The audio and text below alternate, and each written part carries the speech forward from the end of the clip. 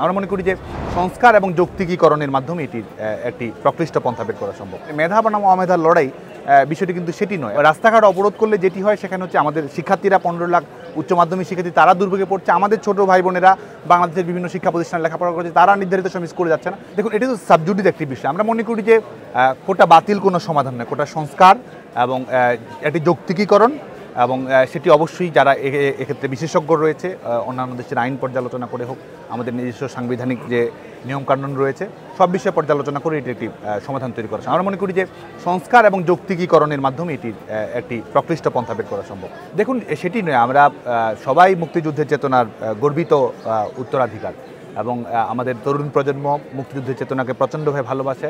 মুক্তিযোদ্ধাদের আমরা পরমভাবে লালন করি, তারা আমাদের জাতির শ্রেষ্ঠ সন্তান এবং মুক্তিযুদ্ধের চেতনার আলোকেই কিন্তু আমাদের গোটা দেশ যেন গড়ে ওঠে। তরুণ প্রজন্মের এটি অন্যতম একটি চাওয়া। যেহেতু এখানে আমাদের এর আগে 2018 সালের পরিপত্র জারি করার পূর্বে কিছু কোটা সুনির্দিষ্ট সংখ্যায় ছিল এবং সেটি কিন্তু সরকারি নির্বাহী বিভাগের পরিপত্রের মাধ্যমে সেটি বাতিল করা হয়েছে। তো এটির সংখ্যাটি আমি মনে করি যে এটির একটি যৌক্তিক জায়গায় নিয়ে আসা প্রয়োজন। শুধুমাত্র সেটি নয়, এখানে আমাদের নারী, আমাদের আদিবাসী বা উপজাতি, আমাদের প্রান্তিক অঞ্চল বা কোনো অঞ্চলের মানুষ এখানে বঞ্চিত হচ্ছে কিনা, আমাদের পার্বত্য অঞ্চলের যারা শিক্ষার্থী রয়েছে, কিংবা এখন কিন্তু নানা ধরনের পদ্ধতি রয়েছে যেখানে আমরা যারা অনগ্রসর থাকছে কিংবা যাদেরকে পৃষ্ঠপোষকতা প্রয়োজন সে বিষয়গুলো আমরা করতে পারি। আর মেধার বিষয়টি কি, মেধা তো আপনার বিভিন্ন পার্সেন্টের বিষয়। বাংলাদেশে এখন যারা চাকরি পাচ্ছে তারা মেধাবী, যারা চাকরি পাচ্ছে না তারা মেধাবী নয়, বিষয়টি কিন্তু সেটি নয়। আর যারা বিশেষ করে বিভিন্ন সাংবিধানিক রক্ষা কবচের আওতায় যারা আবেদন করে তাদেরও তো প্রিলিমিনারি পরীক্ষা পাস করে লিখিত পরীক্ষা উত্তীর্ণ হয়ে পরীক্ষা অংশগ্রহণ করতে। এখানে কিন্তু মেধা বনাম অন্য কিছু সেটি নয়, বিষয় হচ্ছে সুযোগের এক ধরনের সমতা তৈরি করা, এক ধরনের ভালো একটি নীতি অবলম্বন করা, সেটি বিষয়। একটা মেধা বনাম অমেধার লড়াই বিষয়টি কিন্তু সেটি নয়। এবং আমাদের কিন্তু সকল নাগরিকের প্রতি আমাদের সম্মানবোধ থাকা প্রয়োজন।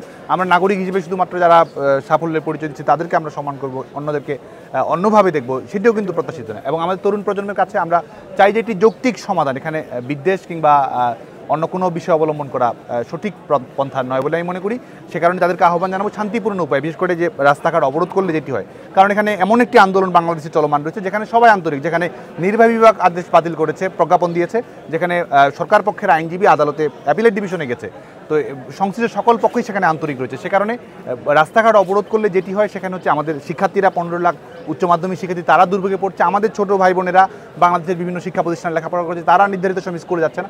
আমরা তো যাচ্ছি মেধার সুনিশ্চয়তার জন্য। তো এখানে আমাদের ছেলে মেয়েদের লেখাপড়ার পরিবেশটিও তো আমাদের ভালো রাখতে হবে, আমাদের নিজেদেরও সেই বিষয়টি মাথায় রাখতে হবে যে আমাদের পঠন পাঠন শিক্ষার পরিবেশটি স্বাভাবিক রেখেই কিন্তু আমরা গণতান্ত্রিকভাবে আমাদের মতামত প্রকাশ করতে পারি। জিম্মি করে গণতান্ত্রিক মতামত প্রকাশ করা এটি কিন্তু গণতান্ত্রিক দৃষ্টিভঙ্গির পরিচয় নয়। আমরা যেটি বলেছি সেটি হচ্ছে যে আমরা বিদ্যমান সমস্যার একটি যৌক্তিক, ইতিবাচক এবং টেকসই সমাধান আমরা চাই। এবং এখানে আমরা সুস্পষ্ট হয়ে বলছি যে একটি বিচারিক পর্যবেক্ষণ যেহেতু রয়েছে, অ্যাপিলেট ডিভিশনের মতামত রয়েছে, এর বাইরেও আমরা মনে করি যে আমরা কিন্তু সুস্পষ্টভাবে বলছি মেধাভিত্তিক কর্মসংস্থানের সুনিশ্চয়তা এবং অনগ্রসর জনগোষ্ঠীর প্রতি সাংবিধানিক দায়বদ্ধতা, এটির সমন্বয়ের আলোকেই বিদ্যমান সমস্যার একটি সমাধান সম্ভব। এবং মব জাস্টিস কিংবা রাস্তাঘাট জিম্মি করে একটি পলিসি লেভেলের ডিসকাশনের সমাধান তৈরি করা সম্ভব সেটি নয়।